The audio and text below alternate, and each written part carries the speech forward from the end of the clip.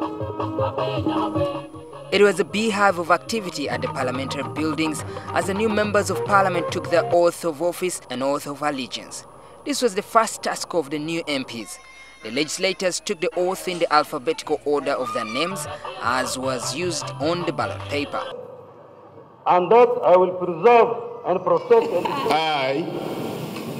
A number of new lawmakers NTV spoke with pledged to effectively represent their people and work with government to protect and obey the Constitution. I will deliver up to my promises that I made to the young people that elected me, especially streamlining issues to do with unemployment. I'm going to continue from where I stopped, and I will make sure the workers' right in this country is respected. We must critically engage government as members of parliament to come up with programs and projects that will help people to become productive. I expect the 10th Parliament to be a very vibrant parliament that is going to promote the independence of legislature, that is going to legislate about the poor people outside there, especially the women who are suffering outside there.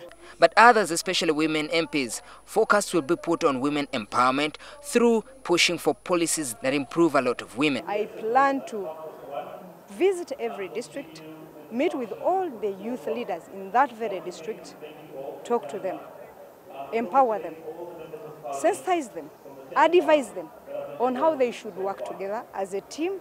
I am the woman MEP. I want to support women groups. We have many women groups. They are trying to save and even invest in small businesses. People of Kisoro should be lucky, because one of the key things that I'm going to fight for is to make sure the people of Kisoro get out of absolute poverty, for sure, by 2020. I told them we are going to improve on girl child education. That is one. Then we are going to improve on women saving skills. A middle-income country, as His Excellency has promised. Speaker of Parliament Rebecca Kadaga was among the MPs sworn in on day one of the three-day activity. Kadaga, who is set to retain her seat as Speaker on voting day on 19th May, promised a stronger and independent Parliament. The issue was service delivery, especially in the health sector, education and so on. So we shall have to pay more attention to ensure that we carry out oversight.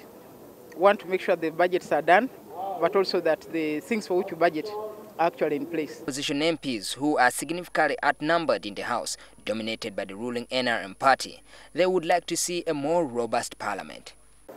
This period, these 5 years, has to deal with questions of transition. And there are certain key issues which I feel, as a member of the Congress, which we need to tackle. Because I've seen it in the 9th Parliament, most often bills were passed as a result of caucuses. So I am looking at a more independent parliament. And uphold the Constitution of the Republic of Uganda as by law established. So help me God. We also engaged some of the outgoing ministers who were re-elected on their expectation of the 10th Parliament. That we lift up the household incomes in Ndogwa West in the next 5 years, but also I use this opportunity to serve my country in different capacities. We'll be there not to push for our own selfish or personal interests, but push or pass legislation that is really beneficial to the Ugandans and focus on service. The ultimate aim is to move this country to a middle-income status in the next 5 years. The role of a leader is to mobilize his people. I have been doing this, mobilizing my people. Though change can't come very quickly, it goes slowly. But I think the energy that I have been using to mobilize the people, I will double now. I expect to do better this time and advocate for more services to be taken to the people of my constituency, that's Koboko municipality. Yeah, and I expect to defend my party yet in a better way. A total of 148 MPs were sworn in today, and more will take their oath in the next 2 days until Wednesday.